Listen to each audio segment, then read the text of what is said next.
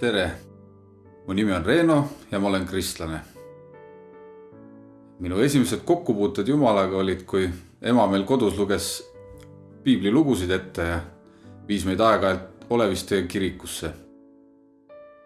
Ja siis me ikka palvetasime ja uskusime Jumalat. Aga kui ma sain 8-aastaseks, siis me kolisime Karksi-Nuia. Ja ma hakkasin seal koolis käima ja siis ma püüdsin oma uutele sõpradele neid samu lugusid rääkida. Noast ja Aadamast ja kuidas Daniel lõvide augus oli. Aga sõbrad hakkasid selle peale naerma ja mind mõnitama.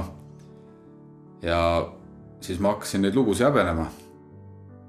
Ja kui ma jõudsin teismeikka, siis selleks ajaks ma olin usu Jumalasse juba täiesti kaotanud. Aga kui ma sain 14-aastaseks, siis meie peres juhtus õnnetus. Mu isa sai tööõnnetusel surma. Ma langesin selle tagajärjel depressiooni. Hakkasin jooma ja suitsetama ja vargil käima. Ja elasin sellist elu päris mitu head aastat.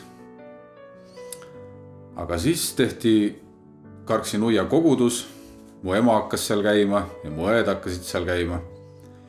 Ja ma nägin eriti oma vanemas õest tohutut muutust. Ta oli enne olnud punkar, samasugune joodik nagu mina. Me ikka jõime koos ja tegime lollusi. Ja järsku tema ja ta sõbranna elu täielikult muutus. Ja ta oli ka olnud üsna depressiivne. Ja ta muutus nii rõõmsaks ja jättis joomised ja suitsetamised maha. Ja ma olin selle üle küll üsna imestunud, aga siiski leidsin, et minul ei ole Jumalat vaja. Ja ma leidsin oma Jumala spordi tegemises. Ja siis sai tehtud päris mitut trenni korraga. Elu tundus väga ilus. Aga siis juhtus mul suur õnnetus, ma murdsin oma selja ära. Ja mitu kuud ei saanud käia. Läksin arsti juurde, tehti röntgenpilt. Arst ütles, et sellest vigastusest sai parane. Ja sa jääd sandiks elu lõpuni. Ja see oli mulle tohutu löök. Siis ma hakkasin tohutult jooma, väga kangeid valuvaigisteid tarvitama. Ja sain nendest mahaavad. Ja ma suutsin elada niimoodi umbes aasta aega. Jõin praktiliselt iga päev. Olin tohutult masendunud ja enesetapu mõtted piinasid. Ja lõpuks viimases hädas siis ma hüüdsin Jumala poole, et Jumal, kui sa tõesti olemas oled, siis päästa mind ära. Ma ise küll Jumalat ei uskunud, aga mul ei olnud enam mitte kellegi poole pöörduda. Ja läksid mõned päevad mööda ja ma avastasin, et mul on tekkinud usk Jumalasse. Ja ma otsustasin, et ma lähen kogudusse ja saan päästetud.